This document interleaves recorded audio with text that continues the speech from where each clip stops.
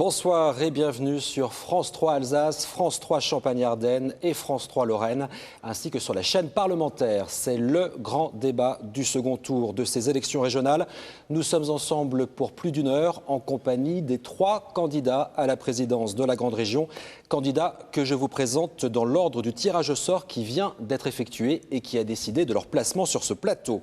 Philippe Richert tout d'abord. Bonsoir monsieur. Bonsoir. Vous êtes l'actuel président de la région Alsace et à la tête de la liste d'union de la droite et du centre. Jean-Pierre Masseret, bonsoir monsieur. Bonsoir. Vous êtes l'actuel président de la région Lorraine à la tête d'une liste qui n'a désormais plus l'investiture socialiste. Nous y reviendrons. Et enfin, Florian Philippot. Bonsoir monsieur. Bonsoir. Vous êtes à la tête de la liste Front National. Vous êtes donc tous les 3 qualifiés pour ce second tour des élections régionales. Voici le rappel de vos scores respectifs lors du premier tour. Florian Philippot, vous êtes arrivé en tête avec 36,1% des suffrages. En deuxième position, Philippe Richert, vous avez fait un score de 25,8%. Quant à vous, Jean-Pierre Masseret, vous avez recueilli 16,1% des voix. Dans une gauche divisée, n'est-ce pas ? Et on y reviendra, Jean-Pierre Masseret, mais pour l'une de vos dernières confrontations, messieurs, d'ici dimanche, pour vous entendre débattre, nous sommes appuyés sur la contribution de nos internautes. Plusieurs questions nous sont parvenues depuis 24 heures. Nous avons retenu celles qui nous semblent essentielles sur l'emploi, les lycées, le vivre ensemble, les impôts. Elles nous serviront donc à baliser tout ce débat. Mais d'abord, commençons par une partie purement politique. Depuis 3 jours, notre région est au cœur du débat national. FN en tête, maintien de Jean-Pierre Masseret. Nous avons envie de vous entendre, messieurs. Et nous avons retenu d'abord cette question d'internaute qui résume bien, nous semble-t-il, l'atmosphère et les interrogations de cet entre-deux tours. Le Front National à la tête de la région. Est-ce si grave? On va faire un premier tour de table dans l'ordre du tirage au sort. Philippe Richert. Aujourd'hui, nous sommes engagés dans ce débat pour permettre à nos concitoyens de regarder quels seront demain ceux qui vont gérer cette région. Et la première des choses à faire, évidemment, c'est de rappeler quel sera le contenu de nos engagements, quel est le projet sur lequel nous voulons nous appuyer. Nous l'avons développé pendant la première partie.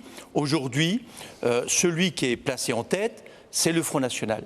Quand nous regardons le projet, celui qui a été développé par le Front National, c'était d'abord des thèmes nationaux.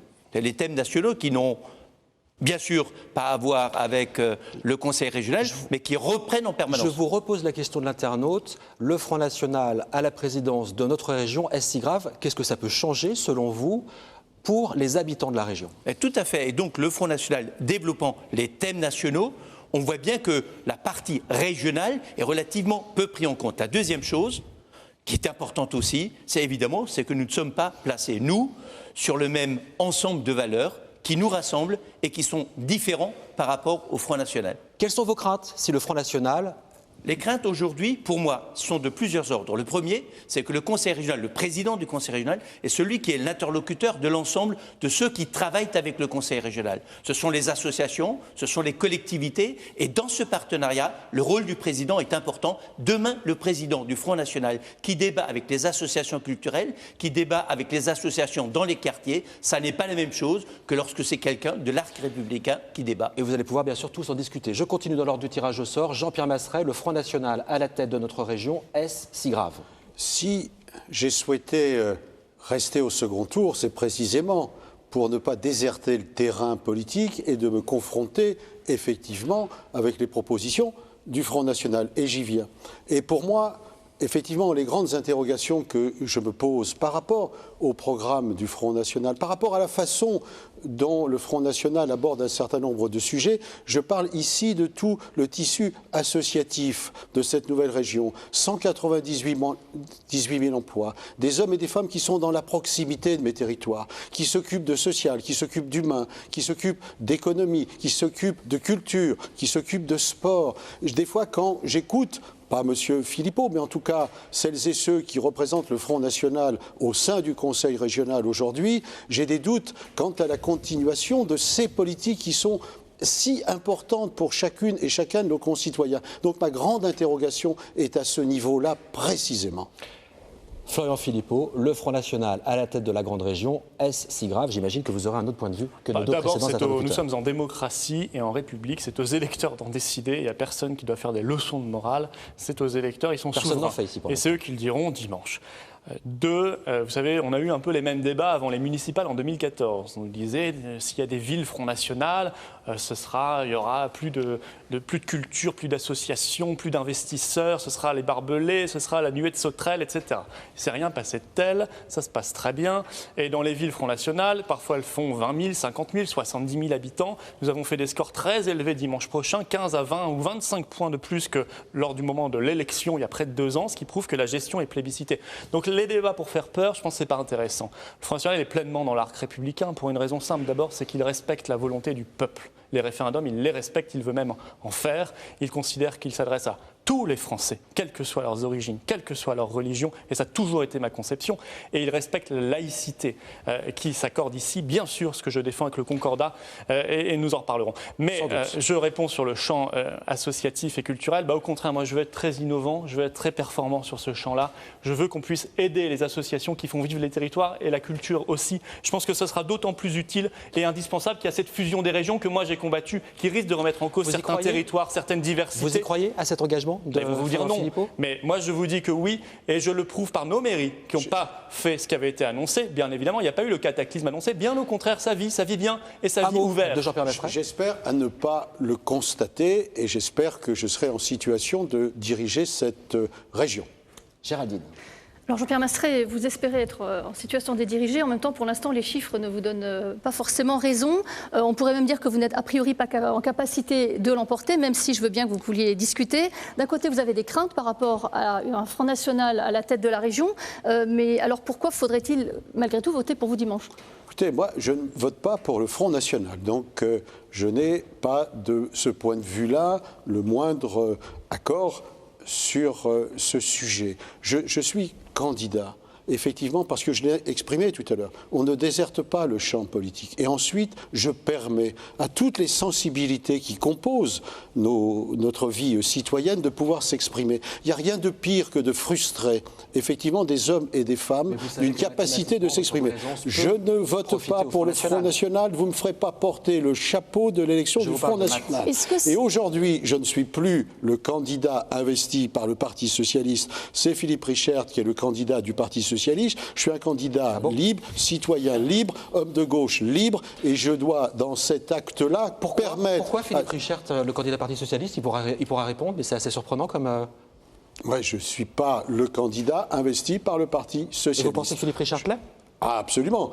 Le Premier ministre l'a adoubé à la télévision. Je suis un homme libre, un citoyen libre. Je porte toujours les mêmes valeurs et je combats sur ce terrain de la République pour donner à mes concitoyens la liberté de choix. Je n'ai pas plié devant le diktat national. J'ai affirmé... Laissons répondre Philippe Richert. Est-ce que vous vous sentez, Philippe Richert ? J'ai affirmé ma personnalité et mes analyses politiques. Et je n'interdis pas à M. Richert, bien évidemment, est-ce que vous vous sentez de répondre. investi, Philippe Richert, par le Parti Socialiste ? Aujourd'hui, ceux qui, dans l'arc républicain, expriment leur souhait de ne pas voir le Front National gagner ces élections dimanche, mais vous répondez pas à ma disent question, clairement Richard, que c'est à moi de porter cet espoir. Et notamment Manuel Valls, mais aussi les responsables politiques socialistes régionaux dans le territoire, disent qu'ils souhaitent que je sois celui qui porte cet espoir et souhaitent me dire qu'ils accompagne aujourd'hui ma candidature. Je le reconnais et je reconnais que ça représente pour moi une responsabilité supplémentaire. Parce que c'est vrai que lorsqu'on fait la démarche de demander à quelqu'un qui n'est pas de sa famille politique de vous représenter et de défendre les valeurs que jusqu'à présent ils étaient là pour défendre, ça me donne des responsabilités supplémentaires et c'est dans cette ouverture que je souhaite me situer clairement. Florian Philippot. Dans cette second tour, au final, vous vous retrouvez avec Jean-Pierre Masseret qui se maintient. Vous êtes dans une triangulaire. C'est quelque chose qui, mathématiquement, fait votre affaire. C'est quelque chose d'une banalité confondante. Il y a 11 triangulaires en France sur 13 régions. Donc, je veux dire, ça n'a rien d'extraordinaire. C'est la norme. Il y aura un débat. Il y a le candidat de l'UMP, UDI, MoDem, soutenu peut-être aujourd'hui par François Hollande et Manuel Valls. Bon, c'est un fait. Il y a le candidat de la gauche et il y a le candidat des Patriotes du Front National, du Rassemblement Bleu Marine. Ça n'a rien d'extraordinaire, c'est comme ça dans 11 régions. Mathématiquement, vous reconnaissez quand même que ça aurait été plus simple pour vous. Moi, je pense qu'il faut... Monsieur Masseret, vous ne pouvez pas lui faire de faux procès. Moi, c'est pas mon affaire. Monsieur Masseret, je vous pose une question à vous. Les tambouilles d'état-major parisien, c'est pas mes affaires. Moi, je fais campagne sur le fond. Mais il se trouve qu'au moins, on peut lui reconnaître une chose. Il avait annoncé la couleur avant le premier tour et il l'avait dit je ne sais combien de fois, 50 fois. Et il l'a fait. Bon, c'est tout. C'est pas un courage extraordinaire. Il a juste respecté sa parole, ce qui devrait être la norme en politique. Normalement, le respect de la parole. Maintenant, la triangulaire, c'est la norme. Ce qui n'est pas normal, c'est de voir un Premier ministre de la France, M. Valls, qui passe sa journée hier au téléphone à appeler des colistiers, en l'occurrence ceux de M. Masseret, pour faire pression sur eux, pour qu'ils se retirent. Il n'a pas autre chose à faire, le Premier ministre, le chômage, l'islamisme qui vient de tuer 130 personnes, la pauvreté, les petites retraites, les services publics. Enfin, je ne sais pas. Il est chef de gouvernement, mais il s'occupe de politique politicienne avec l'UMP. C'est un peu navrant, ça. Sur cette question importante, je veux dire, l'offre politique que je viens compléter démocratiquement, moi je suis convaincu que les hommes et les femmes, les citoyens libres qui vont voter pour moi, n'auraient pas voté effectivement pour, me semble-t-il, Philippe Richard. J'offre une capacité d'expression démocratique respectueuse des institutions. On l'a entendu, Jean-Pierre Masseret. Philippe Richard, peut-être quelque chose sur cette triangulaire. Je vous dis, c'est important. S'il vous plaît, sur cette triangulaire. Permettez-moi de dire que les citoyens sont libres tous. Lorsqu'on dit que c'est les appareils politiques nationaux, c'est vrai que nous avons entendu les responsables politiques du PS au plan national, mais nous entendons beaucoup de gens aussi du territoire. Ne faisons pas semblant que c'est juste Paris, c'est beaucoup. Alors ceci étant, c'est à l'intérieur du Parti socialiste. Je ne suis pas directement concerné, mais c'est clair que la présence de Jean-Pierre Masseret dans cette élection au deuxième tour est un atout pour Florian Philippot. J'avais entendu la semaine dernière Florian Philippot nous expliquer que nous ferions alliance entre Jean-Pierre Masseret et moi. On voit bien que ce n'est pas le cas. C'est plutôt le contraire qui est en train de se passer. Ceci étant, je respecte tout ça. Vous auriez préféré qu'il n'y ait que 2 candidats sur ce plateau, Philippe Richard ? Ce qui est sûr qu'avec un affrontement en duel, ça aurait été plus simple pour moi, c'est clair. C'est une triangulaire. Je respecte évidemment de la triangulaire et je respecte évidemment le choix des électeurs, bien entendu. Ceci étant, c'est plus simple le fait que Jean-Pierre Masseret soit là. Je ne suis pas un atout de monsieur Philippot. Jean-Pierre Masseret, votre maintien, il est symbolique pour être là ou alors vous souhaitez faire le plus gros score possible ?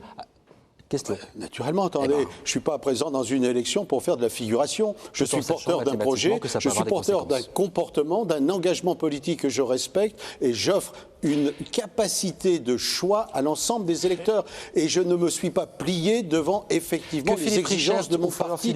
Parce que politiquement et sur le fond, je constate que la stratégie d'évitement du Front National ne donne aucun résultat depuis 15 ans. Et élection après élection, le score électoral du Front gagne. C'est en combattant directement. Ou Philippe Richard l'emporte, ce sera pareil pour vous, tout comme que Florian Philippot ou Philippe Richard l'emporte dimanche, ce sera pareil pour vous, tout comme Nicolas Sarkozy peut dire qu'elle a droite ou le Front National, c'est la même chose, la gauche ou le Front National, victoire, vous ne me ferez pas dire autre chose que je combats pour gagner. Philippe Richard, j'avais encore une question aussi pour vous. Dans cette campagne, qui a été quand même peut-être pas évidente pour vous, mais là, les toutes dernières heures, est-ce que ça a été les plus difficiles de votre carrière ? Ce n'est pas les plus difficiles parce que mon engagement est un engagement qui est tout simplement d'être là pour défendre le projet, parce que lorsqu'on entend, je le redis, mais on y reviendra, le projet du parti, reconnaissez que les dernières heures là ont été compliquées. La deuxième chose, c'est me battre contre le Front National, parce que je ne souhaite pas offrir le Front National tout simplement cette présidence, parce que ça a des conséquences importantes derrière, et donc je me bats. Donc à partir du moment où on est clair avec soi-même, il n'y a plus de difficulté derrière. Et donc c'est un combat réel de tous les jours et de tous les instants. Florian Philippot, vous n'avez jamais été conseiller régional, vos coéquipiers n'ont jamais eu d'expérience dans la région à ce niveau-là. Ça dépend lesquels. Vous sentez-vous prêt à assurer cette présidence si vous êtes élu dimanche ? Ça dépend lesquels. Il y a des élus municipaux, il y a même un maire, il y a des élus régionaux dans les 3 régions. Il se trouve que c'est peut-être pas mal aussi d'avoir une équipe un peu plus jeune, un peu renouvelée. C'est pas ce que demandent les Français, les citoyens en politique. Vous pensez qu'on n'en a pas un peu soupé de voir toujours les mêmes aussi ? Vous pensez qu'on n'en a pas soupé de voir toujours les mêmes partis au pouvoir ? Moi, je leur dis, si vous voulez, l'UMP et le PS sont au pouvoir depuis combien de décennies, régionalement, localement, nationalement dans notre pays, et vous trouvez que ça va bien ? Florian Philippot, un tweet qui vous concerne. Florian Philippot, député européen, haut fonctionnaire, vice-président du FN et peut-être président de région. À quelle fonction allez-vous renoncer ? Je rappelle que vous êtes aussi conseiller municipal de Forbach. Florian Philippot. Il y a une automaticité dans les mandats locaux. Mais député européen, vous voyez, tout le reste, ce n'est pas des fonctions aux fonctionnaires, je suis en disponibilité, ce n'est pas une fonction, ça prend 0 heure et j'ai 0 € de salaire ni de cotisation retraite. Pareil, vice-président du FN, ce n'est pas une... Mais le député européen, j'en ai besoin notamment pour défendre Strasbourg comme capitale du Parlement européen. Vous pensez que le Front National est bien placé pour défendre Strasbourg comme capitale de l'Europe? Oui, on est bien placé parce qu'il se trouve que les amis au PPE, au PSE de mes adversaires votent systématiquement pour Bruxelles, vous voyez. Et quand on ouvre une représentation de la région Alsace à Bruxelles, on affaiblit Strasbourg, on affaiblit sa propre ville. Moi, je pense qu'il aurait mieux fallu défendre la maison de l'Alsace à Paris. Ça aurait peut-être été plus intelligent et plus profiteur pour notre région. Mais par ailleurs, je pense que si vous voulez être aujourd'hui en capacité de parler du fond, des idées, du projet, c'est mieux que la tambouille politicienne. Ça fait 48 heures de campagne que M. Valls, Sarkozy et les états-majors parisiens nous infligent une campagne de politique politicienne de second tour. C'est pas intéressant. Ce qui est intéressant, c'est pas de parler de triangulaire ou de mode de scrutin. La démocratie, elle est comme ça. Les électeurs trancheront. On va parler du fond. C'est de se dire qu'est-ce qu'on fait pour la région demain. On va en parler. Est-ce que cette fusion ne va pas détruire des territoires? Moi, je l'ai combattu. Est-ce qu'on peut se battre pour l'emploi? On va en parler. On continue sur la politique avec Mathieu Morel. Mais croyez-moi, on va parler du fond. Je vous le crois. Philippe Richert, puisqu'on parle de fusion, plutôt que de fusion des régions, parlons de fusion des listes. On en a beaucoup parlé depuis dimanche. Vous, ici même, un dimanche, vous disiez que c'était techniquement très difficile. Mais est-ce qu'il n'y aurait pas eu, de votre part, un certain panache à imposer cette fusion et à vous présenter comme le rassembleur de toutes les forces de ce que vous appelez, depuis le début de cette émission, l'arc républicain? On est très nombreux à avoir discuté, y compris avec les représentants socialistes. Il n'y a pas de bonne solution quand on est dans cette configuration. Il y a juste des solutions qui sont moins mauvaises que d'autres. Et c'est vrai que le retrait d'une liste, lorsqu'on est dans cette situation, est la chose la plus facile à faire et celle qui se fait régulièrement. C'est tout ce qui est proposé. C'est pas la fusion d'entrée. Pourquoi, dès dimanche soir, avoir refusé la fusion comme si vous refusiez toute discussion? Non, c'est pas ça. On a discuté. Simplement, ce qui se passe. Soyons clairs. Vous étiez là, nous étions là, à cette émission. Et lorsque M. Florian Philippot a dit « de toute façon, vous allez fusionner ensemble », vous étiez tous témoins. Et on a dit « non, on ne fusionnera pas ». Maintenant, vous revenez en disant « pourquoi vous n'êtes pas revenu sur ce que vous avez dit ?»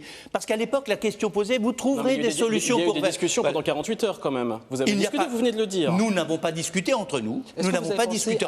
Nous avons eu l'occasion de nous voir régulièrement et donc nous avons confirmé ce que nous avions dit pendant tout ce temps. Et c'est vous maintenant qui étiez là, les garants pour dire qu'il n'y a pas de discussion, pourquoi vous ne l'avez pas fait quand même? Franchement, c'est quand même surprenant. Alors la question, quand même, depuis 48 heures, la question, il était normal de vous la poser. En tout cas, voilà, aujourd'hui, vous êtes à 3 pour ce second tour. Pour l'emporter face à Florian Philippot, il va vous falloir des voix au-delà de votre camp, des électeurs de gauche et écologistes. Quelles mains vous leur tendez, quelles promesses vous leur faites pour qu'ils votent pour vous dimanche? La première chose, c'est qu'aujourd'hui, ceux qui sont dans la situation de m'apporter leur soutien, ils me connaissent, ils ne me découvrent pas aujourd'hui. J'ai travaillé au Conseil régional avec les acteurs de l'opposition, de la minorité, et ils savent que je suis quelqu'un qui travaille avec l'opposition. On a sur Strasbourg, sur tous les dossiers importants, été ouvert et travaillé de façon très étroite avec les représentants du Parti socialiste à Strasbourg, qui sont aujourd'hui aux manettes à Strasbourg. Donc ils savent qu'il s'agit ici d'un engagement. Vous appuyez juste sur votre bilan? Au-delà, mais non. Au-delà de ça, il y a l'engagement, c'est de faire en sorte que demain, les sensibilités qui ne sont pas représentées au sein du Conseil régional, je l'ouvrirai dans un conseil autour de moi pour discuter avec eux en amont les dossiers, les projets, pour permettre qu'ils soient associés. Pas simplement les socialistes, aussi les écologistes et aussi d'une certaine façon ceux qui représentent la tendance des régionalistes aujourd'hui qui a place. Alors les régionalistes, justement, Florian Philippot, si on regarde le rapport de force pour que vous l'emportiez dimanche, ça peut peut-être se jouer à quelques milliers de voix près.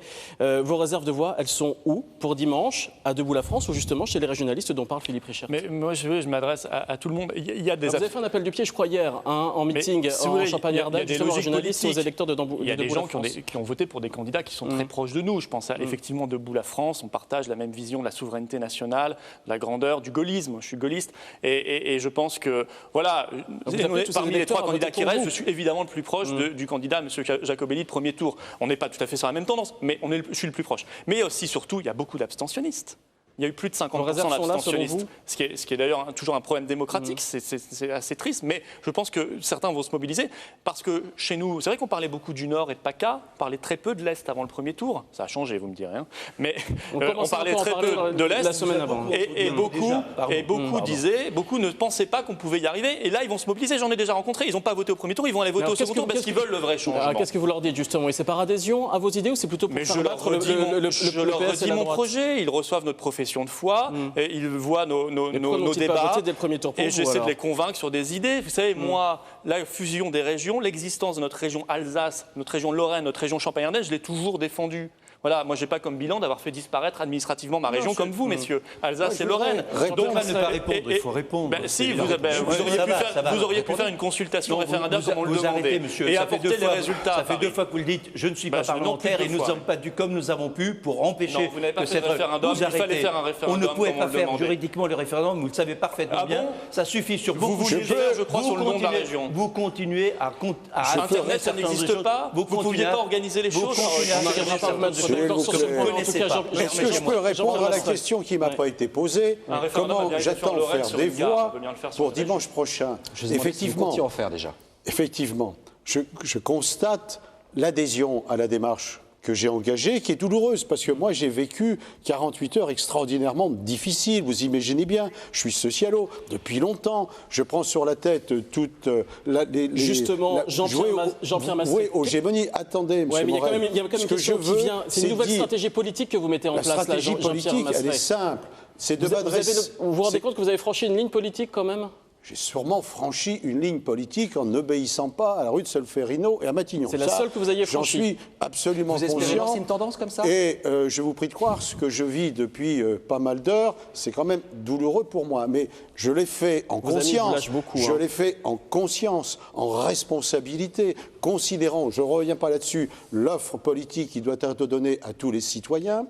Et j'en appelle finalement à celles et à ceux qui se sont réfugiés dans l'abstention de considérer cette offre nouvelle, libre, déterminée que je peux représenter pour eux. PS que vous avez, que vous portez depuis votre premier mandat, vous êtes élu pour la première fois il y a 36 ans, cette fois-ci vous n'aurez pas l'étiquette PS. Qu'est-ce que ça vous fait, Jean-Pierre Masset ? Si vous croyez que ça me fait plaisir, vous ne pensez pas que je veux faire ça pour un siège, n'est-ce pas ? Et vos amis vous C'est lâchent ? parce que j'ai une conviction politique que le combat et la stratégie qui est menée par la gauche pour lutter contre le Front National depuis 15 ans est un échec, puisque cela se mesure élection après élection. Et je réaffirme que c'est à l'intérieur de l'hémicycle que doivent se trouver des hommes et des femmes de gauche pour défendre les intérêts de cette région. C'est avec beaucoup d'amis qui vous auront lâché. Moi, je pense que gagner cette élection contre le Front National, c'est la meilleure des façons de lutter pour que le Front National ne dirige pas cette région. Il faut gagner l'élection pour un projet, pour une région, pas contre. Notre projet est contre le projet, vous faites bien d'en parler. On va maintenant, on en vient maintenant, messieurs, au cœur de vos propositions avec une nouvelle question d'internaute. Mathieu.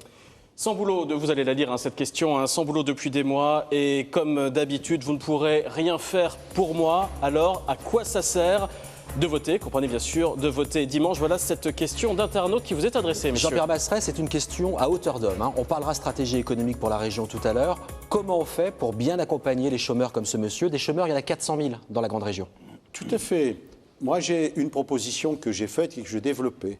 Territoire par territoire, là où ce monsieur va vivre, on va se réunir entre les opérateurs privés et publics qui interviennent dans la lutte contre le chômage, pour les réunir, de regarder avec les entreprises, avec les partenaires, tout ce qui est disponible en termes d'emploi dans ce secteur, et de prendre cette personne, de la qualifier, de l'amener à ce travail, parce qu'il n'est pas acceptable aujourd'hui qu'il y ait des emplois. Donc je réponds concrètement à votre question. Il est en difficulté, il est dans un territoire, on le prend dans ce territoire, on regarde les disponibilités du territoire, on regarde s'il a besoin d'être formé et on l'emmène à l'emploi. Voilà la réponse. Florian Philippot, la formation pour accompagner un chômeur, c'est ça l'évidence? Est-ce que vous êtes d'accord avec ce que vous venez d'entendre? Mais bien sûr que la formation professionnelle qui dépend de la région, évidemment, travailler également en amont sur l'apprentissage, il faut impulser davantage, donner des incitations à l'apprentissage.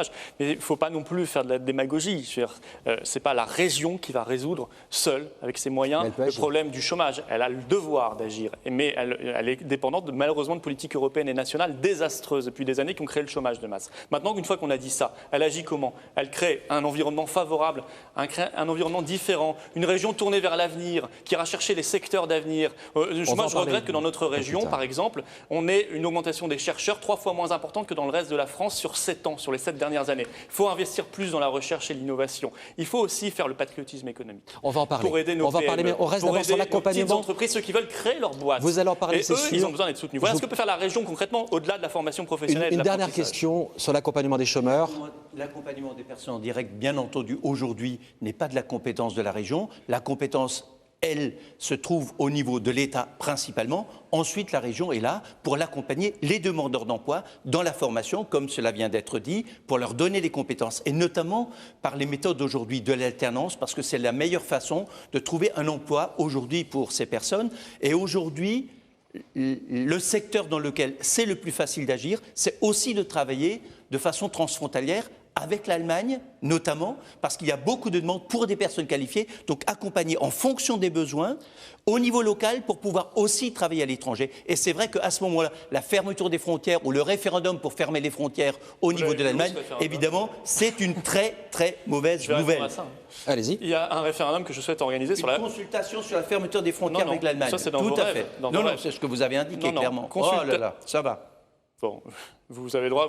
Mon projet, vous êtes obligé d'en inventer un nouveau pour le combattre. Ce qui prouve que vous aimez mon projet. Aucun problème. Alors, je vais vous dire, la consultation, c'est sur l'accueil des migrants dans les communes. Oui, je veux faire une consultation pour apporter les résultats au gouvernement en disant ça suffit. Maintenant, moi, je suis très favorable aux transfrontaliers. Il faut arrêter que ces fantasmes. Je suis même favorable à ce qu'on crée des passes. C'est une bonne nouvelle. Est-ce qu'on crée des passes pour les automobilistes le matin et le soir qui parfois sont dans les bouchons. Sympathique. Oui, je suis pour les contrôles aux frontières nationales, pour la sécurité. Oui, je pense que le terrorisme, l'immigration clandestine et la criminalité doivent être combattus. Mais nous souhaitons dire que les frontaliers aujourd'hui, c'est une ressource importante moi, pour je nous. pense que le frontalier, le bilatéral, le trilatéral avec l'Allemagne, le Luxembourg, la Suisse, la Belgique, c'est très bien, c'est génial, il faut le développer. C'est des bonnes surprises que Par nous découvrons contre, aujourd'hui. que tout parte de Bruxelles, ce qui nous empêche d'agir, où 28 pays ensemble doivent se mettre d'accord pour tout, et finalement on ne fait rien, ou on le fait mal, ou on le fait dans le dos des peuples, ça non, pas le modèle bruxellois, le modèle de la coopération bilatérale qu'il faut encourager. Comment on fait pour profiter de la situation de la région au cœur de l'Europe, avec effectivement des pays, le Benelux, l'Allemagne, qui marchent au niveau économique? C'est ce qu'on fait depuis des décennies, mais c'est une bonne nouvelle. Effectivement, la campagne électorale, on faisait remarquer Philippe Richert, fait avancer un certain nombre de positions. On en a une ici, on a eu tout à l'heure sur le transport gratuit scolaire. La campagne électorale fait évoluer les choses. Bon, écoutez, le transfrontalier, on le fait au quotidien. On le fait de façon bilatérale permanente sur les échanges économiques, sur les questions de formation, sur les questions d'apprentissage, dans le champ universitaire, dans tous les champs culturels. On le fait, c'est notre vie. C'est des centaines de milliers d'emplois qui sont derrière ça. On le fait. On le fait en Lorraine, je suppose qu'on le fait en Alsace, et on continuera à le faire demain. Vous le faites, c'est la vie économique qui le fait aussi. Écoutez, une région, aujourd'hui, elle a beaucoup d'argent quand même à mettre sur la table. La 2 entreprises, c'est 200 millions d'euros si on cumule les budgets des 3 régions actuellement. Comment est-ce que vous ciblez vos aides, justement, désormais, Jean-Pierre Masseret, pour aider ces entreprises-là et concrètement répondre à la question de notre internaute, lui permettre de trouver du travail? Alors là on a dépassé le cap de la question de l'internaute qui voulait, lui, qu'on l'amène directement à un emploi. On est en train de parler de stratégie. Prenons simplement pour l'exportation. Moi, j'ai identifié tout au long de l'été, filière par filière, activité par activité, les entreprises de cette nouvelle région qui exporte. J'en ai dans toutes les disciplines identifiées en PME, PMI. J'ai écarté les grandes qui se débrouillent toutes seules. Eh bien, si on fait une stratégie par filière d'aide à l'exportation, alors ça peut être du conseil, ça peut être de la formation, ça peut être de l'assistance technique, ça peut être du financement, il y a de grandes capacités et on sait que nos PME, PMI vont se développer soit par 2 choses, l'innovation et l'exportation. Donc j'ai des projets tout simples, je les ai exposés, ils sont là sur la table. On a bien compris que justement votre projet en tout cas est sur la table. Est-ce que c'est un projet sur lequel vous pourriez vous rapprocher, Philippe Richert? Vous dites que les lignes bougent entre les programmes. Nous avons eu l'occasion de nous rencontrer à l'époque, y compris avec Jean-Paul Bachet, pour parler de ce domaine de l'exportation. Sortant du Conseil régional de Champagne-Ardenne. La grande difficulté qu'on a, c'est qu'aujourd'hui, ceux qui exportent dans de bonnes conditions. Très important parce qu'aujourd'hui, comme on sait que la croissance est très faible en France, il est important de donner l'occasion d'aller exporter vers des secteurs qui sont évidemment prometteurs. Il y a beaucoup de généralités dans tout ça, mais concrètement, avec l'argent au Conseil régional chez nous qui ont l'habitude d'exporter, ça se passe bien, on les accompagne pour les accompagner dans les foires, etc. Par contre, vous avez... C'est un rôle d'ambassadeur que vous voyez pour une région, par exemple, un président de région? La région accompagne avec la Chambre de commerce et d'industrie et nous finançons aux côtés des entreprises lorsqu'elles vont dans des marchés et elles le font. Par contre, le nombre d'entreprises qui exportent, les nouvelles niche, nous n'en avons pas suffisamment. Et notamment au niveau monde, nous n'en avons pas suffisamment. Donc nous accompagnons ces entreprises pour les sensibiliser à l'exportation, pour les accompagner sur les marchés. Quand Jean-Pierre Massenet, vous les avez ciblés? Nous les avons ciblés, nous avons fait le recensement, nous les avons ciblés et nous accompagnons de façon très précise. Mais ça signifie qu'aujourd'hui, chez nous, pourquoi est-ce qu'elles réussissent un peu moins bien que les Allemands? Parce que le modèle français aujourd'hui n'a pas suffisamment d'entreprises de taille intermédiaire. Nous sommes trop des dans des PME très ou des petites grands groupes, entreprises. Donc il faut les accompagner pour aller plus loin, pour qu'elles réussissent mieux. Florian Philippot, vous avez entendu votre adversaire de gauche, votre adversaire de droite. Vous, comment est-ce que vous distinguez sur ces mêmes questions? Et si vous voulez, je pense qu'il faut que la région, c'est une collectivité locale, elle aide le local. Et d'abord, c'est-à-dire les PME, les artisans, les créateurs d'entreprises, même dans l'innovation, les entreprises moyennes, les agriculteurs locaux. Vous savez, les agriculteurs, ce qu'ils attendent, des primes, c'est bien, mais ce qu'ils veulent, c'est vivre de leur boulot, de leur travail, de leur production, de leur élevage. Les PME. Alors comment on fait? Il y a des marchés publics dans la région. Il y a de la commande publique. Il y a de la commande publique. Non, c'est pas suffisant. C'est pas suffisant, mais c'est nécessaire, messieurs. Parce que si l'objectif, c'est de faire en sorte, par exemple, que dans les cantines des lycées, on mange des produits importés, je suis pas d'accord. Moi, je pense qu'on doit manger des produits. Ça fait 3 semaines prioritairement locaux. J'ai pas changé de programme, c'est vrai, excusez-moi. Et par ailleurs, je pense qu'il faut utiliser des normes sociales, des normes environnementales, des normes de cohésion territoriale dans les marchés publics pour faire travailler nos PME locales. C'est légal par rapport aux normes? Oui, ça c'est légal. C'est vrai que Bruxelles nous bloque sur beaucoup. C'est pas moi qui ai voté leur directive, mais Bruxelles nous bloque. Mais il y a des normes qui sont autorisées, sociales, environnementales, de cohésion territoriale, pour essayer de faire aider. Qu'est-ce que vous en pensez de cette proposition de priorité aux entreprises? Avant de laisser Monsieur Richard. Et je pense par ailleurs qu'il faut conditionner les aides. Quand il y a un grand groupe qui arrive, c'est bien.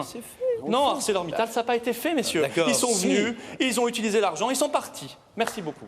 Voilà. Non, moi je veux plus de ça. Il faut conditionner délocalisation, licenciement massif, travailleurs détachés, recruter, et bien vous remboursez les aides au conseil régional. Je crois que ce sont des outils qu'il faut mettre en place. Si le local ne le fait pas, personne ne le fera. Philippe Richard, des marchés publics prioritaires pour les entreprises locales, c'est possible ou pas? Non, mais juste pour répondre, lorsque nous accompagnons des entreprises, c'est dans le domaine de la création ou du maintien de l'emploi. Lorsque ces emplois ne sont pas créés ou ne sont pas maintenus, l'entreprise ne bénéficie pas de l'aide. Clairement, ça se passe régulièrement comme ça. Donc, Monsieur Philippot, je comprends bien que vous n'avez pas connaissance des réalités du travail. Vous n'avez pas l'habitude des contribuables. Je comprends bien. Non, mais vous êtes sur des dossiers nationaux. Je veux juste dire que... C'est pas national, c'est l'argent du conseil régional. Le conseil régional ne met pas ses moyens au niveau des entreprises. Vous savez qu'il y a le de minimis européen qui ne permet pas d'intervenir à ces hauteurs. Donc, lorsque chez nous, nous accompagnons, eh bien, il y a la contrepartie, la création ou du développement. Ça, c'est la première question. Donc, juste rappeler la réalité de ce qui se passe dans nos collectivités et non pas les fantasmes de M. Philippot. Il n'y a pas d'aide accordée à une entreprise s'il n'y a pas une contrepartie, soit de maintien d'emploi, soit de création d'emploi, et on vérifie. Et j'ai pas mis d'argent à M. Mittal, jamais. J'en ai mis dans Asco Métal, effectivement, parce qu'il y avait plusieurs centaines d'emplois à la clé, mais c'est ma responsabilité de chef de collectivité territoriale d'aider une entreprise, même importante, quand elle crée des emplois, quand elle maintient des emplois. Skylander, on s'est cassé la gueule. Je me suis cassé la gueule, j'assume, on peut se tromper. Mais vous assumez, c'est pas votre argent. Écoutez, je gère, en tout cas, j'ai distribué plus d'emplois à travers cette opération que ça m'en a coûté. Et je peux faire la démonstration quand vous voulez. Ça a coûté aussi à l'État. Un dernier mot pour finir cette partie économique. Fessenheim, centrale nucléaire, elle emploie du monde. Il y a un tweet, vous allez le lire. Quelle est la position exacte des candidats sur la fermeture prochaine et définitive de Fessenheim?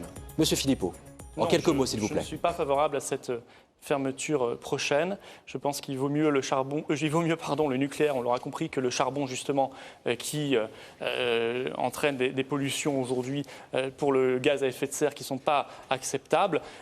Par ailleurs, je pense que sur un autre dossier environnemental, il faut l'extraction totale chez Stocamine et non pas l'extraction partielle comme c'est prévu. Si on parle d'environnement, l'aide au bio, l'aide sur tous ces sujets-là, une région patriote, c'est aussi une région verte. Fessenheim, on ferme ou on ne ferme pas? J'ai plus l'étiquette socialiste, mais je confirme l'engagement du président de la République de fermer Fessenheim, mais ça doit s'accompagner d'un accompagnement effectivement d'innovation pour quand même le démantèlement, un centre effectivement de formation qui soit véritablement une vitrine pour l'ensemble des activités de ce type qui vont exister sur le territoire français. Donc la perte d'emploi est largement compensée par des initiatives nouvelles. Allez, Philippe Les Richard, travaux sur la centrale de Fessenheim ont été faits pour faire en sorte qu'aujourd'hui, cette centrale soit au moins aussi sûre que toutes les autres. Il n'y a aucune raison de la fermer dans l'immédiat. Cette centrale devra être fermée, mais il faut le programmer, il faut le travailler, et non pas dans l'urgence. Allez, on passe à un autre thème avec une autre question d'internaute. Géraldine. Et cette question est en lien avec une des principales compétences des conseils régionaux. Je vous propose de découvrir cette question. Les petits lycées à la campagne, allez-vous les maintenir même s'ils accueillent peu d'élèves ? Je vous rappelle qu'il y a dans la grande région, la nouvelle région, 352 lycées. Philippe Richert, est-ce que vous allez défendre ces lycées situés en zone reculée, accorder les moyens de les entretenir et le personnel nécessaire ? J'ai un cas très précis en Alsace. C'est un lycée qui fait moins de 200 élèves. Il est jumelé avec un collège et j'ai décidé, lorsque j'ai été élu, de le maintenir et je n'ai jamais remis en cause ce principe. Oui, je pense que les lycées sont un outil d'aménagement du territoire qui permet une certaine façon, une forme d'équité, notamment pour l'accès au savoir et à la connaissance de nos jeunes. Nous devons les garder. Il peut y avoir des exceptions, mais sur le principe de base, c'est qu'on garde ces lycées. C'est nécessaire dans l'équilibre et l'aménagement du territoire. L'équilibre du territoire, je pense que monsieur, vous êtes à peu près tous d'accord. Vous en parlez beaucoup, Florian Philippot. C'est l'aménagement du territoire, c'est la défense de la ruralité, donc mais aussi des communes moyennes. Donc on défend les lycées, même les lycées avec peu d'élèves. Mais il faut, bien sûr qu'il faut les défendre. Parce que quand vous avez un lycée qui s'en va, mais c'est parfois un village ou une commune qui meurt. Mais quand à côté, vous avez aussi le train qui ferme, la poste, etc. C'est un choix politique. C'est un choix politique. C'est l'inverse de l'hypermétropolisation. Vous êtes sur la même longueur d'onde. Nous l'avons fait et on le maintient. Il faut d'autant plus y être vigilant à cause de la fusion des régions qui risque de faire en sorte que des territoires, des départements soient oubliés. Il ne faut pas qu'il y ait de territoires et de départements oubliés. Il faut l'État qui prendra d'abord les décisions. Bien en tête. C'est concernant les Non. C'est nous qui finançons. Moi, j'ai l'exemple de Bain-les-Bains. Si on en parle, c'est que c'est la région. J'ai fait un PPP, ce qui est toujours un peu hérétique quand on est de gauche. Précisez ce qu'est le PPP. C'est un partenariat public-privé, 60 millions d'euros investis à Bain-les-Bains, une commune des Vosges, parce qu'effectivement, nous avons l'exigence d'égalité de traitement par rapport aux zones urbaines et les zones rurales.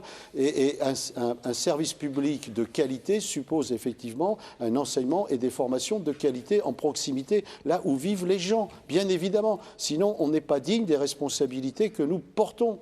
Quand on est au fond des vallées, par exemple les vallées vosgiennes, il est difficile d'imaginer que le lycée qui est tout au fond demande finalement aux élèves de devoir aller vers le bas de la vallée, le cas échéant. Simplement, il faut veiller dans ces lycées à offrir une gamme de programmes qui permettent aux élèves effectivement d'ouvrir vers un avenir professionnel. Géraldine, on parle aussi d'équipement des classes, compétences bien sûr de la région. Alors équipement, oui, équipement en numérique également. Le numérique. Alors pareil, est-ce qu'on met du numérique dans tous les lycées ? C'est l'objectif. Vous n'imaginez pas qu'on va se passer de numérique. Personne ne pourra se passer de numérique demain. Dans tous les établissements d'Alsace et il sera demain évidemment dans l'ensemble des lycées. On a les tableaux numériques. Madame Lorraine, c'est indispensable avec le très haut débit. Absolument. Avec le très haut débit. Si vous n'avez pas le très haut débit sur la totalité des territoires de cette nouvelle région, le discours sur la ruralité n'a pas de sens. Les gens partiront et les entreprises partiront. Donc c'est une exigence absolue qui va coûter d'argent. Pour la Lorraine, c'est plus de 500 millions d'euros d'ici 2021. Respect et à l'équité du temps de parole. Florian Philippot, sur la question de l'équipement des lycées. Bien sûr, c'est absolument indispensable aujourd'hui. Ça rétablit d'ailleurs une forme d'égalité des chances quand certains n'ont pas les mêmes équipements à la maison.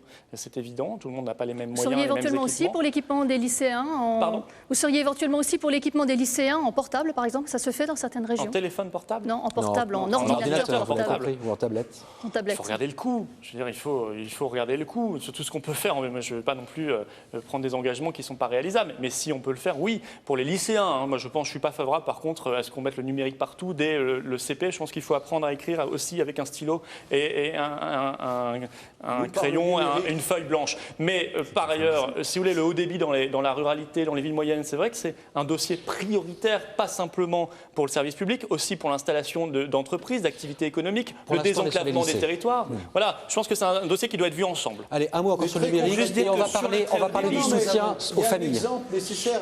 Par exemple, en Lorraine, je veux dire, nous avons par le numérique une relation permanente entre parents, élèves. Philippe Richert. Je suis en avance. Très en avance. Philippe Richert. Juste pour dire qu'au niveau de la région Alsace, le conseil régional avec 2 conseils départementaux ont décidé ensemble de faire un appel d'offres pour le très haut débit. Ça coûte 500 millions d'euros. Et ce qui n'est pas pris en charge par l'État, par l'Europe, et par les intercommunalités sera pris en charge à équité entre les deux conseils départementaux et le conseil régional. La décision a été prise le 13 novembre 2015. Donc nous sommes dans la phase de réalisation de ce grand projet de 500 millions d'euros, le très haut débit partout, même dans les petites communes. Allez Géraldine, quel soutien aux familles pour que leurs enfants puissent étudier. Puisque ça, c'est l'autre aspect sur lequel le conseil régional peut venir en aide. Alors soutien, ça peut passer par l'achat des manuels scolaires, ça peut être l'équipement des apprentis, ça peut aussi passer par le transport scolaire et l'éventuelle gratuité. Est-ce qu'on aide les familles, Florian Philippot, et à quel niveau? Non, mais vu comment sont massacrées les familles depuis des années, politiques familiales, notamment les classes moyennes, ceux qui doivent payer tout mais qui n'ont plus rien en contrepartie, bien sûr, si la région ne le fait pas, là encore, je ne vois pas très bien qui le fera vu la politique désastreuse de l'État. Elle a les moyens de donner la gratuité sous la droite comme sous la gauche, sur tous ces éléments. Il faudra mettre en place notamment la gratuité pour les transports scolaires sur le mandat, en coordination avec les départements, puisqu'on pourra le faire. On peut préciser peut-être que c'est une nouvelle compétence du Conseil régional, les transports scolaires. C'est une nouvelle compétence suite à la réforme territoriale. Et je pense que c'est indispensable d'aller en ce sens pour une question d'égalité des chances et encore une fois pour compenser les dégâts faits sur la politique familiale depuis de trop nombreuses années. Ça coûte cher, 1 000 € par élève, le transport scolaire. Oui, mais on a tellement... Moi, je voudrais qu'on mette en place une taxe sur les poids lourds étrangers, vous voyez, par exemple. Pour faire pression sur l'État pour qu'elle soit mise en place. Parce que ça serait un moyen de financer, qu'on arrête les gaspillages, qu'on arrête les financements inadéquats, je veux dire, les frais de fonctionnement, les 350 000 € par an pour l'accueil des migrants. Philippe Richard, tout ça, ça vient de la région. Donc, c'est des priorités politiques en qu'il faut définir. Philippe Richard, en Alsace, l'aide aux familles est parfois conditionnée aux ressources. Aujourd'hui, au niveau des transports scolaires, les transports scolaires sont gratuits jusqu'à la fin du collège. Voilà ce qu'il en est. La deuxième chose, lorsqu'il y a une participation pour les transports scolaires, elle peut être de 100 ou 200 €. Quand vous dites que ça coûte 1 000 €, ça veut dire que de toute façon, 800 € sont déjà pris en charge par la collectivité. Néanmoins, pour des raisons d'équité dans le territoire rural, vous les faites déjà les déplacer plus tôt ou plus longtemps, il est nécessaire de rétablir cette équité. C'est la raison pour laquelle, malgré les charges que cela représentait pour les conseils départementaux, les conseils généraux, la gratuité est restée de règle. Nous devons demain faire en sorte que ce qui a été fait puisse être respecté pour la suite. Il y a une forme Deuxième de chose, sur ce plateau. Deuxièmement, en ce qui concerne l'accompagnement sur l'achat des livres, sur l'accompagnement pour les habits particuliers, pour ceux qui font de la formation professionnelle, nous avons mis en place un système double. Un système qui est d'accompagner les familles qui sont les plus nécessiteuses, qui ont des difficultés pour acheter, et un accompagnement spécifique pour ceux qui ont besoin d'acheter plus, parce que tout simplement, ils sont dans des formations qui demandent de dépenser davantage. Et vous êtes opposé à l'idée d'universaliser ces aides. Nous sommes engagés à faire en sorte qu'il y ait d'abord une mise de fonds pour l'ensemble des élèves minimum et pour un accompagnement plus important, ce qui en a davantage besoin. C'est une évolution dans le cadre de la campagne, et c'est satisfaisant de ce point de vue-là, comme quoi la campagne a son utilité dans l'évolution du constat. Nous, c'est tout simple, effectivement, aide à l'acquisition des achats scolaires pour tout le monde. Les apprentis doivent être aidés proportionnellement au coût du matériel dont ils ont besoin, ça c'est fait. Aide aussi au transport, à l'hébergement, aux cantines différenciées. Vous l'avez budgété tout ça ? Non, mais ça existe déjà en Lorraine. Oui, mais il y aura ce sera la grande région. Bon, écoutez, on examinera ça ensemble. Si vous voulez, à partir du 4 janvier, ça fait l'objet de débats et ça devrait être financé. Et sur le transport scolaire, on doit viser à la gratuité pour les mêmes raisons d'égalité de traitement. Sur la première mandature, avec les économies qui pourront être réalisées par une meilleure gestion de l'ensemble des dépenses de transport TER par route, transport interurbain, responsabilité du Conseil régional demain et transport scolaire, cela va être coordonné, rendu rigoureux, et les économies réalisées, j'en suis sûr, sans porter préjudice à la qualité du service public, permettront de financer la gratuité du transport scolaire. Allez, un mot de chacun sur les cantines, autres compétences de la région. Effectivement, Florian Philippot, est-ce que vous allez modifier quelque chose dans les cantines des lycées ? Je vous l'ai dit, je pense que c'est un excellent levier pour faire travailler nos agriculteurs locaux. Ils m'en ont parlé pendant cette campagne, et ils aimeraient qu'on puisse avoir ce levier, l'utiliser. Je pense que c'est le rôle d'une collectivité locale. On a des richesses, on a des terroirs, on a un patrimoine gastronomique, on a plein de choses. Il faut les mettre en valeur. Et je pense que parce que ça risque de coûter plus cher aussi. Non, je ne pense pas que ça coûtera plus cher. Vous savez, les agriculteurs, ils sont de bonne volonté.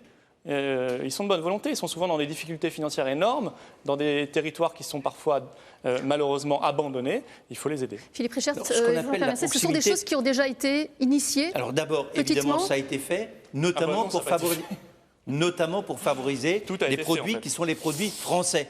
Les produits français, parce qu'effectivement, nous ne sommes pas ici simplement à dire que voilà, jusqu'à présent c'était alsacien, vous ne pouvez pas acheter en Lorraine, vous ne pouvez pas acheter par exemple dans les Vosges. Évidemment, c'est quelque chose qui se fait sur le territoire national. Ce qui fait qu'aujourd'hui, l'essentiel des produits qui viennent dans nos établissements scolaires sont d'origine française, et bien sûr le terme d'origine française que nous nous retrouvons comme priorité, avec bien sûr le circuit court que nous mettons dedans, en particulier lorsqu'il s'agit du bio, parce que c'est évident que nous essayons de le faire, mais c'est vrai que parfois il est difficile d'avoir toute la gamme, en particulier pour le bio. Vous avez des agriculteurs qui font de la vente directe. Là-dessus, on devrait les aider. C'est bien de défendre la vente directe. Voilà.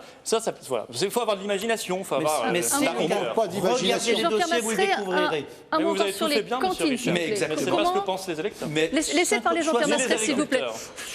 Le système globalement fonctionne, il peut être amélioré. Il faut assurer la sécurité de l'approvisionnement sur le circuit court. Il faut garantir effectivement que le gestionnaire aura les produits au bon moment pour pouvoir nourrir les gamins qui vont aller à la cantine, à la restauration scolaire. Il faut améliorer effectivement cette fluidité, travailler le circuit court en partenariat avec les agriculteurs, travailler du bio. Effectivement, tout ça peut être amélioré. Moi, j'ai recruté, il y a quelques mois, une personne qui vient des grandes surfaces, justement, pour fluidifier cet approvisionnement, de telle sorte que ça soit bien, que ça soit continu et que ça ne soit pas plus cher non plus. Un tout petit mot. Il faut être cohérent, il ne faut pas donc défendre vos partis, le traité transatlantique qui fait qu'on va faire le bing bang. Moi, je voudrais qu'on mette par une motion symbolique notre région hors avec les cantines. C'est déjà fait. On arrête là, non, c'est pas fait, malheureusement. Messieurs, on forcera le débat sur cet infâme traité. On arrête là. Vous êtes sur France 3 et la chaîne parlementaire. C'est le grand débat du second tour en région Alsace, Champagne-Ardenne, Lorraine. Et on passe à un autre thème avec une nouvelle question d'internaute. Mathieu. Là, voici cette question d'internaute. Comptez-vous supprimer des subventions aux associations qui n'ont pas votre profil idéologique? Et si oui, lesquelles? En l'occurrence, la question est posée à Florent Philippot. Florian Philippot, une réponse. Mon profil idéologique.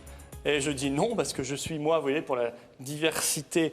J'aimerais que dans les assemblées, par exemple, il y ait beaucoup plus de représentativité de courants politiques différents, au niveau local comme au niveau national.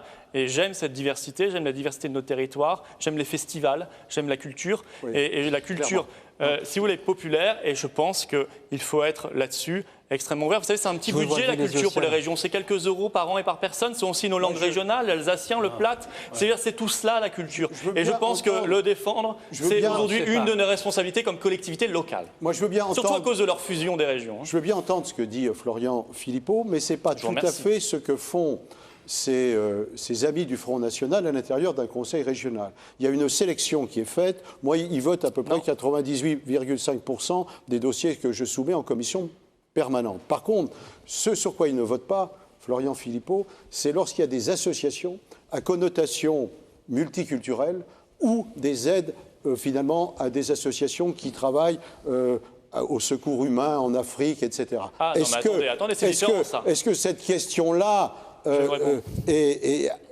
impossible pour vous ou pas? Est-ce que ces associations vont continuer à être subventionnées? Parce qu'elles existent. Non, mais j'ai vu, par exemple, la Lorraine Je ne parle pas seulement de l'Afrique, je parle dans les quartiers. Non, mais j'ai vu la Lorraine, 600 000 € pour la formation de la sécurité saoudienne. Non. Alors ça, c'est de la rigolade. J'ai vu 10 000 €. Parce qu'effectivement, on le voit sur Twitter. J'ai vu 10 000 € pour le Burkina Faso. C'est bien d'aider l'Afrique. C'est bien aussi d'aider nos pauvres ici, nos anciens qui n'en peuvent plus. D'autant qu'il y a quand même l'État, il y a quand même l'Agence française du développement. Normalement, ce n'est pas une région. Moi, je veux que chaque euro de la région revienne à la région. On est une collectivité locale. On n'est pas le ministère des Affaires étrangères. On n'est pas l'ONU. Sur cette affaire de 600 000 € pour l'Arabie Saoudite. De quoi s'agit-il? Ça, c'est vraiment les réseaux sociaux. Gérard Longuet, ministre de la Défense, obtient un marché de refondation de tourelles de chars confiée à une entreprise CMI dont le président est le président du FCMS, etc. Et le 8e régiment d'artillerie disparaît de Commercy et la CMI investi 68 Rapidement millions. l'histoire, Jean-Pierre. Ah non, mais attendez, 68 millions sur le site pour faire un lieu de formation ouvert à tous. L'État met 1 million d'aides. Et vous mettez 600 000. D'accord. La communauté de communes met 800 000 euros et la région met 600 000 Et parce que l'Arabie derrière, Saoudite. il y a des emplois. Il ne s'agit pas de former des Saoudiens, Voilà. il ne s'agit pas Si, de de fait, financer de Daesh. fait. Ça, c'est de Et l'Arabie l'escroquerie Saoudite n'est pas un pays intellectuelle. fréquentable. C'est de l'escroquerie intellectuelle. Nous, on aide à la création d'emplois dans une région sinistrée. Il faut savoir ce qu'on fait derrière avec Philippe l'argent. Richert, les veux subventions dire des associations, je vous voyais lever les yeux au ciel lorsque Florian Philippot parlait. Je vais juste vous dire, nous sommes en Alsace, nous avons ce qu'on appelle le FRAC Alsace et le Fonds régional d'art contemporain. Je me rappelle, systématiquement, tous les ans, chaque fois qu'on débat de ce dossier, c'est le fric-frac. C'est-à-dire pas d'argent pour la création contemporaine, systématiquement. Alors aujourd'hui, j'entends M. Philippot, je comprends bien que nous sommes en période électorale, qu'il faut rassurer les gens, mais la réalité, c'est que de façon systématique, je dis bien systématique, opposition à la création contemporaine. Deuxième chose, l'accompagnement des entreprises, l'économie sociale et solidaire, ou l'accompagnement des associations dans les quartiers en difficulté. Systématiquement opposition, parce que ces gens peuvent concerner des personnes, peuvent concerner des milieux qui ne correspondent pas à l'image, à l'idéologie. Donc aujourd'hui, je veux bien que M. Philippot dise oui à tout et donne le sentiment que tout le monde il est beau, tout le monde il est gentil. La réalité, c'est quand on regarde, ça ne se passe pas du tout comme ça. Nous sommes d'un côté un discours et dans une réalité qui est juste opposée. C'est la raison pour laquelle beaucoup d'associations, effectivement, viennent nous voir. Aujourd'hui, nous soutiennent en disant il ne faut surtout pas, et c'est la raison pour laquelle, à mon niveau, je fais ce que je peux pour empêcher que le Front National ne vienne aux manettes. Voilà la réalité. Pour prendre point par point, les FRAC, les Fonds régionaux d'art contemporain, il y en a un par région actuellement. C'est vrai que les élus sortants frontistes dans les différentes régions sont souvent opposés aux programmations culturelles dans ces lieux-là. Non, mais il y a même eu un procès en Lorraine. on regarde avec responsabilité l'argent du contribuable. Nous aussi. Vous voyez, donc on n'est pas là non plus pour financer n'importe quoi, on n'est pas là pour financer les copains, on n'est pas là pour financer le copinage ou je ne sais quoi. On est là pour financer la création culturelle, oui ou non? Bon, alors c'est ce qu'on fait. Par ailleurs, pour vous, les FRAC, c'est du copinage actuellement? Non, c'est pas forcément du copinage, mais il faut regarder cas par cas. On n'est pas un guichet ouvert non plus. Attendez, vous ne pensez pas qu'on est en période de restriction budgétaire? Systématiquement opposition. Je ne sais pas de quoi vous parlez, monsieur Richard, parce que les élus alsaciens dont vous parlez sont plus au Front National. Je ne sais pas de quoi vous parlez. Pendant toutes ces années, elles y étaient. Attendez, je réponds sur ça. Monsieur Richard, c'est très bien que vous abordiez ce sujet, parce que ça me permet de parler au monde de la culture. Ne le résumez pas à un appel depuis sa piscine londonienne de Danny Boone. J'espère que c'est pas ça dont vous parlez. Le monde de la culture, moi je l'ai rencontré. Moi je l'ai rencontré, le monde de la culture. Et le monde de la culture, il vous reproche. Le monde de la culture, il vous reproche, monsieur Richard, le monde de la culture vous reproche d'avoir fait disparaître l'Alsace comme région, par exemple, parce qu'il y a des richesses. Le monde de la culture, il vous reproche de ne pas suffisamment aider nos jeunes créateurs. Le monde de la culture, il veut que cette fusion n'annihile pas les différences des festivals. Vous n'osez pas parler de créativité, ça vous n'y êtes pas du tout. Monsieur Richard, quand on a fait disparaître sa propre région, on est un tout petit peu plus modeste. Un tout petit peu plus modeste en matière culturelle. Vous avez empêché? Quelle est la question? On avait demandé un référendum. Par rapport à la gestion culturelle, justement, notamment d'un FRAC, et par rapport à ce que vient de dire Florian Philippot, qui vous met plus ou moins quand même, qui vous rejette la responsabilité, peut-être alors de copinage, si j'ai bien compris. Non, il n'y a pas de... J'ai dit que, mais pas simplement en matière culturelle, de manière générale, on n'est pas là pour faire du copinage. Stop au copinage. Dans les recrutements, dans les embauches, dans les... Non, mais stop. On finance. Le clientélisme, il existe. Le copinage, il existe à tous les niveaux de notre société. Ça, c'est insupportable. Je suppose qu'on finance pas à la tête du client, on finance à la tête du projet, à la qualité du projet. L'intérêt général, toujours. Bien sûr. Voilà. Bien sûr. Point final. Il y a une différence entre une politique culturelle de gauche et une politique culturelle de droite dans une région? Écoutez, il y en a sans doute. Pour quelle culture vous allez vous battre, vous, par exemple, si vous êtes président? La culture, à la fois de proximité, parce que sur chaque territoire, il y a besoin de culture. Il y a à la fois des grandes unités culturelles. En Lorraine, on en connaît quelques-unes, que ce soit Pompidou, que ce soit l'art dramatique, etc. Pompidou à Metz. Mais ce qui est important, c'est d'irriguer sur l'ensemble des territoires de la culture de proximité, la culture populaire, de façon à ce que la créativité puisse s'exprimer à tous les niveaux, au plus haut niveau comme au niveau territorial. Philippe Richard vous répond. Et il y a évidemment les institutions que nous accompagnons, que ce soit les musées, que ce soit les centres de diffusion culturelle. Il y a ensuite la création culturelle. Et aujourd'hui, la création culturelle, nous avons un ensemble de politiques, par exemple dans le domaine de l'image où nous accompagnons, par exemple dans le domaine de création de l'art plastique, parce que c'est notamment là où se trouve le FRAC, mais pas seulement, avec des outils de gestion qui sont aujourd'hui indispensables. Et c'est vrai que ce réseau, aujourd'hui, s'interroge parce que tout simplement, c'est pour permettre à notre région, qui est l'une de ces régions, quand je parle Alsace, Champagne, Ardenne, Lorraine, cette grande région est l'une des plus novatrices en matière de création aujourd'hui. Et qu'est-ce que vous répondez à Florian Philippot qui disait il y a quelques instants que le monde culturel, vous en voulez en fait de la politique culturelle que vous menez dans votre région? Non, c'est parce qu'il a dit. Ils en veulent pour la fusion. Ils sont inquiets pour les festivals, ils sont inquiets pour le local. On n'a pas réussi à empêcher. Il faut les rassurer là-dessus. On n'a pas réussi à empêcher le vote à l'Assemblée nationale d'une loi qui nous a été imposée. C'est clair. Ça va, ça va. Nous étions clairement engagés, alors que vous, je ne vous ai pas vu en question. Je ne vous ai pas vu. Vous essayez de récupérer après, mais je ne vous ai pas vu.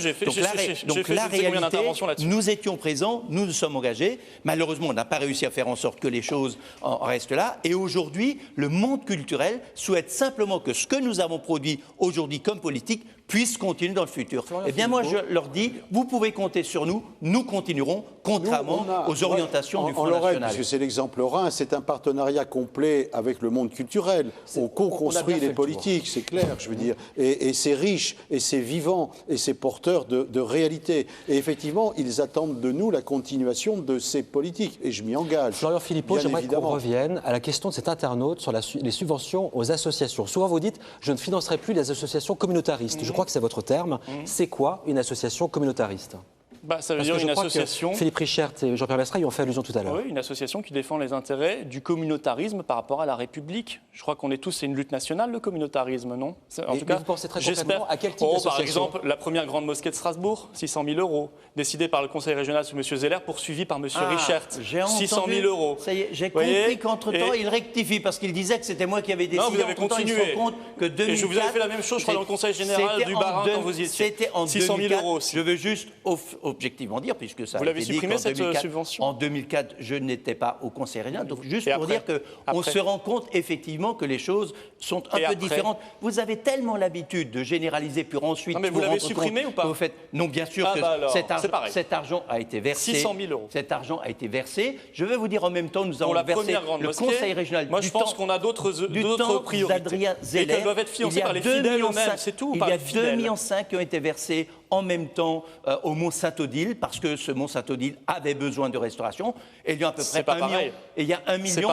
Et il y a 1 million qui a été versé à la cathédrale de Strasbourg, qui est un lieu de culte. Mais ça, c'est le Concordat, qui est un lieu de culte. Effectivement, c'est le Concordat. L'islam n'est pas dans le Concordat, et je ne souhaite pas que l'islam ni aucune autre religion n'y rentre. C'est peut-être une différence entre vous et moi. N'essayez pas de vous en sortir par des entourloups, ça ne marche pas. Nous ne sommes pas.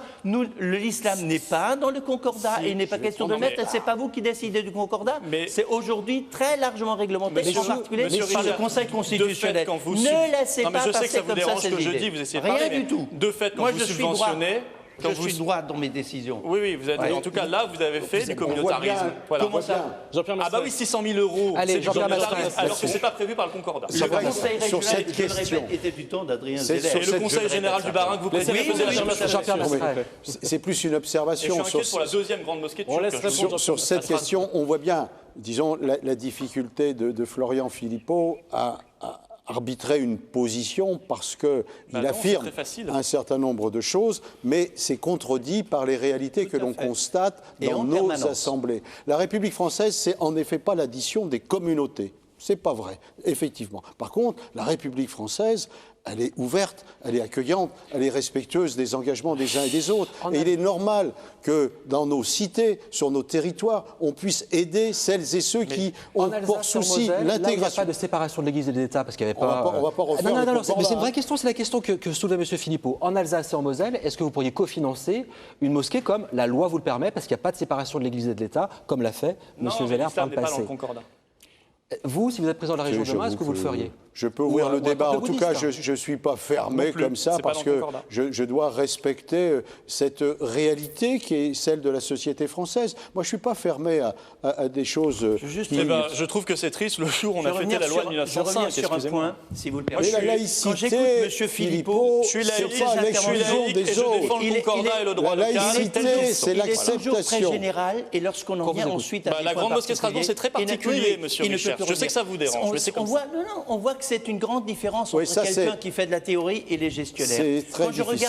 regarde l'accompagnement des entreprises, jamais d'idée Non, mais là, on précise. revient sur la- Les sur ça. Laissez parler généralités, Philippe Richert, s'il vous plaît. dans tous les domaines, nous sommes toujours à écouter M. Philippot. Monsieur Philippot, moi je suis pour la petite entreprise, mais pas la grande. Moi je suis pour le petit hors sujet, là, agriculteur, monsieur mais Richard. pas sur les grands. Non, mais c'est exactement. Moi je suis pour la création culturelle, mais évidemment pas lorsqu'il y a. On voit bien que sur tous ces sujets, c'est une posture pour dire oui, vous en faites Bon, la pas, grande mosquée, nous on y continuerons. vient. Vos Et en 600 000 réalité, euros. ce qui s'est Allez. passé, je le répète dans la façon précise dont les choses sont passées, et depuis, il n'y a plus d'accompagnement qui s'est fait Allez, pour point que les final. choses soient claires. Point Donc, final. nous sommes là-dessus. Est-ce que Donc, vous avez émis une opposition quand M. Erdogan est venu à Strasbourg, hommes et femmes Point séparés final, dans son je meeting? constate Non. s'il vous plaît. simplement que lorsque vous êtes aux réalités de la gestion, on est responsable. On ne peut pas juste affirmer comme ça Allez, des c'est choses dans le fini. vague. Bon, Ce qui est bref, beaucoup trop c'est passe- pas blablabla, mais derrière ça, vous avez mis 600 000 euros dans la mosquée. non. On passe au dernier thème Ça, de c'est cette compris. émission, monsieur, et encore à une dernière question d'internaute. Géraldine.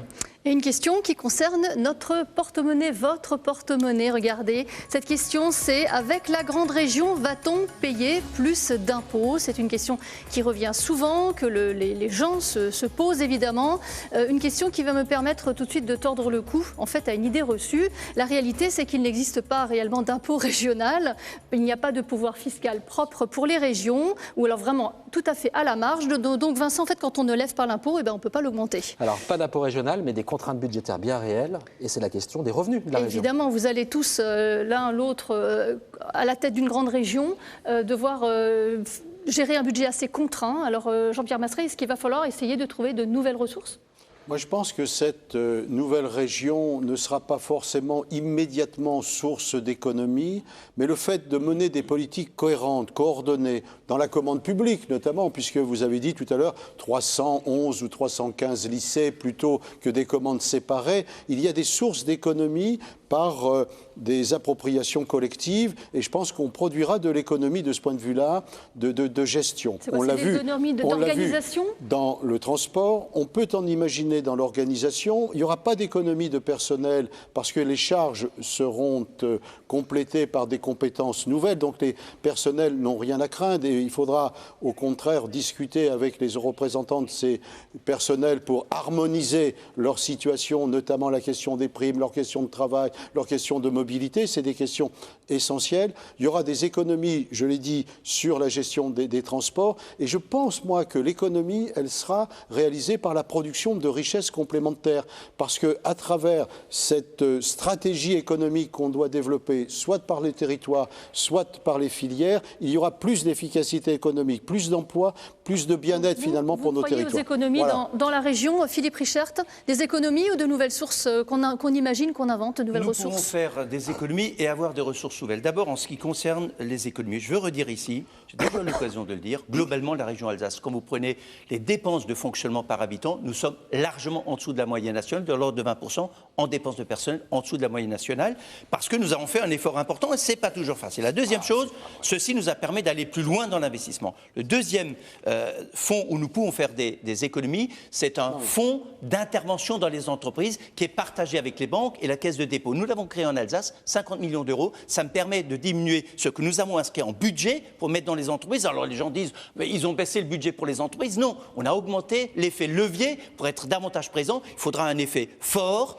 un fonds d'intervention très fort pour cette grande région. Et troisième chose, je pense qu'il faut envisager le transfert des routes nationales avec les crédits de l'État, en tout cas en discuter et regarder parallèlement le transfert à la région de façon expérimentale, mais dans une nouvelle version de ce qu'on appelle une taxe de transit pour les poids lourds, parce que nous en avons besoin au niveau de la gestion. Vous en espérez combien ? Pour éviter. Oui, Vous en espérez combien en deux mois ? Alors aujourd'hui, Le transfert route, Philippe Richert, on prendrait les routes nationales dans la région. avec les crédits de l'État, Ils à sont pas- regarder, et en tout cas regarder Ils sont la pas- taxe de transit pour les camions qui transitent par Et vous en les espérez routes combien de cette de mesure ? notre grande région. On peut imaginer que cela dépasse les 100 à 200 millions d'euros par an. Florian Philippot? Alors, le transfert des routes nationales, non, certainement pas. À chaque fois qu'on a fait un transfert de compétences, ça n'a pas été compensé complètement par l'État. Ce serait une source supplémentaire de dépenses et de dérapage. Non. Il est urgent de redonner du pouvoir d'achat à nos compatriotes. hein. Et chaque dépense supplémentaire, à quelque échelon que ce soit, la région, l'État, le département, la commune, c'est au final du pouvoir d'achat en moins. Donc on doit être responsable sur le train de vie des élus. On ne mettra pas du tout les indemnités au maximum. Le train de vie des élus, on va en parler. Sur la question, oui, on en parlera. Sur la question, je voudrais mettre en place donc, cette taxe sur les poids lourds étrangers. On va en parler maintenant, je voudrais qu'on fasse des économies à cause de cette fusion. Ça peut coûter même plus cher. Ils n'ont même pas vu le nombre d'élus. Alors, le train des élus, je rappelle quelques chiffres. Florian Philippot, quelques chiffres simplement pour rappeler, cette grande région, elle va compter 3 millions d'habitants, ce qui veut dire qu'en fait, 5 millions, excusez-moi. En tout cas, on passe au-dessus des 3 millions, pardon. C'est ce qui permet du coup que les conseils régionaux gagneront donc 2600 € bruts par mois. Pour les Alsaciens et les Champardonnais, ça représente plus de 40% d'augmentation. Est-ce que c'est justifié en ces temps de crise? Non, il faut limiter ça. Je veux dire, il ne faut pas aller au plafond. Moi, j'ai fait une estimation sur un truc une indemnisation autour de 2100. Ça doit économiser à peu près 700 à 800 000 € par an. Et sur une durée, ça fait à peu près 5 millions d'euros d'économie. Donc il faut être attentif on ne va pas au taquet. On reste à 2200. À ça en plus que les élus qui ne sont pas assidus ne toucheront pas l'intégralité de ceux qui est mis en place. Vous voulez rester aussi au salaire... Et en plus, ceux qui siègent doit pouvoir justifier d'une assiduité pour pouvoir le toucher. On l'a mis en place et évidemment, c'est respecté parce que sinon, on n'est pas capable d'être en responsabilité dans les décisions qu'on prend. Donc, une diminution si on n'est pas assidu. Florian Philippot, sur cette question des indemnités. Depuis le début de la campagne, faire des économies sur ce train de vie, bien évidemment, pas que des élus d'ailleurs, pas mettre au maximum effectivement, mais le train de vie en général de la région, sur les frais de fonctionnement qui sont parfois très importants au bénéfice du désendettement et de l'investissement. Il faut être responsable et il faut qu'il y ait une personne qui s'occupe d'auditer comme une grande entreprise en permanence, faire du contrôle de gestion, du reporting, qu'on sache où on en est, des études d'impact sur les projets, qu'on sache où on en est. Il faut être moderne dans la gestion de cette région. On est d'accord avec ça. Mais vous voyez, ce que je regrette, c'est qu'on a fait cette fusion, on a 169 élus. Est-ce qu'on avait besoin de 169 élus? Bien sûr que non. Je pense même que 60-65 aurait été suffisant. On n'a pas besoin non plus de 285 conseillers économiques et sociaux, etc. Ce seront les débats d'après deuxième tour, ni au niveau national, ni au niveau régional. Pour construire cette nouvelle région, on arrive à la fin de ce débat. Il vous reste à chacun 1 minute pour présenter vos engagements. Donnez-nous une bonne raison de voter pour vous dimanche. On commence avec vous, Philippe Richard, parce que le tirage au sort en a décidé ainsi. Vous avez 1 minute jusqu'au gong final. Vous l'avez compris, nous sommes engagés dans cette campagne avec détermination pour notre projet, pour faire des économies, un projet sérieux, un projet responsable, un projet ambitieux, pour développer les entreprises, pour développer les formations, pour développer la mobilité de façon efficace et sincère, et en même temps pour nous opposer au Front National. Aujourd'hui, plus que jamais, nous sommes là pour permettre à celles et ceux qui ne souhaitent pas que le Front National demain soit aux responsabilités, et on l'a bien vu dans le domaine associatif, dans le domaine culturel, mais je peux en citer beaucoup d'autres, les différences qui aujourd'hui font que le Front National et les formations aujourd'hui de l'arc républicain, ce n'est pas la même chose. Eh bien, nous demandons aujourd'hui à faire confiance pour permettre demain, dans cette ouverture, de permettre à ce qu'il n'y ait pas demain, à la tête de cette grande région, le Front National. Bien. On attendait le gong, il est arrivé. Numéro 2, c'est vous qui l'avez tiré au sort, Jean-Pierre Masseret. Une minute pour convaincre. Ce que je viens de faire, c'est-à-dire de ne pas plier devant le diktat parisien, d'affirmer une personnalité, une capacité d'analyse, prouve que je suis capable de faire bouger les lignes, d'introduire dans cette gestion des modifications, de la modernisation, de l'ouverture, de partager le pouvoir avec les territoires, les acteurs publics et privés et les citoyens à travers les panels, imaginer une nouvelle forme de gouvernance, refonder le fonctionnement de la République sur les territoires, redonner de l'air à ces pratiques démocratiques, oxygéner tout ça, changer d'air effectivement. Et ce que je viens de poser, avec la difficulté personnelle que je ressens cet instant, prouve que j'ai probablement et réellement cette capacité de modifier, d'adapter et de changer effectivement les comportements. Voilà, c'est ce que je propose. Celles et ceux qui ont cru dans la démarche que j'ai initiée peuvent véritablement venir me donner confiance et me soutenir. Dimanche prochain, c'est ce que vous alliez dire pour le second tour de ces élections régionales en Alsace, Champagne-Ardenne et Lorraine. Le tirage au sort vous a placé en 3e position. Florian Philippot, c'est à vous d'avoir 1 minute pour nous donner une bonne raison de voter pour vous dimanche prochain. C'est parti pour votre minute. Oh, vous savez, les tenants du système, là, qui font de la politique politicienne depuis 48 heures, ils vont essayer de vous faire peur, comme ils l'avaient fait en 2014 pour les municipales. Reprenez ce qu'ils disaient à l'époque, reprenez leurs argumentaires, reprenez ce qu'ils annonçaient, le cataclysme. Vous verrez que rien de tout cela, évidemment, ne s'est produit. Moi, je crois en nos régions. Je dis en nos régions parce que cette fusion, je l'ai combattue encore une fois. Et je pense qu'il faudra qu'on puisse se réunir en mode ancienne région, les élus alsaciens, lorrains, de Champagne et d'Ardennes, régulièrement pour faire vivre ces sujets culturels et d'identité auxquels nous tenons tous. Puis je crois que cette région, elle peut rebondir avec une équipe nouvelle, avec des gens expérimentés, mais aussi des gens nouveaux, des gens plus jeunes, qui pourront être imaginatifs pour l'innovation, imaginatifs pour nos territoires, faire en sorte qu'il n'y ait pas d'oubliés dans la ruralité, qu'il n'y ait pas d'oubliés en Champagne-Ardenne, pas d'oubliés en Lorraine, pas d'oubliés dans le Haut-Rhin et le Bas-Rhin. Vous voyez, je pense que c'est comme cela qu'on pourra y arriver, et ça suppose de dépoussiérer les choses et d'aller vers le patriotisme économique, arrêter les subventions régionales aux migrants, aider nos anciens avec cet argent-là, ceux qui sont vraiment dans la détresse, et être responsables dans la gestion et la lutte contre les gaspillages. C'est tout ce que je souhaite à nos régions, et je sais que ce changement, il viendra, j'en suis convaincu. Et voilà pour votre minute, Florian Philippot. Merci à vous, messieurs, et merci à vous de nous avoir suivis. J'espère que vous y voyez un peu plus clair dans le positionnement de ces candidats dans ce second tour des élections régionales dans la grande région Est, Alsace, Champagne-Ardenne, Lorraine. Le second tour des élections, c'est donc dimanche prochain. Soirée spéciale, bien sûr, à partir de 19h sur nos 3 antennes, France 3 Alsace, France 3 Champagne-Ardenne et France 3 Lorraine, avec Jérémy Durieux et Anne de Chalandard. Et nous vous donnons rendez-vous dès 20h pour les premiers résultats. Très belle soirée à tous. Un grand merci à vous, Géraldine. Et merci à vous, Mathieu. C'était un plaisir. Très belle soirée à tous. Restez sur France 3. Dans un instant, l'information. Le JT.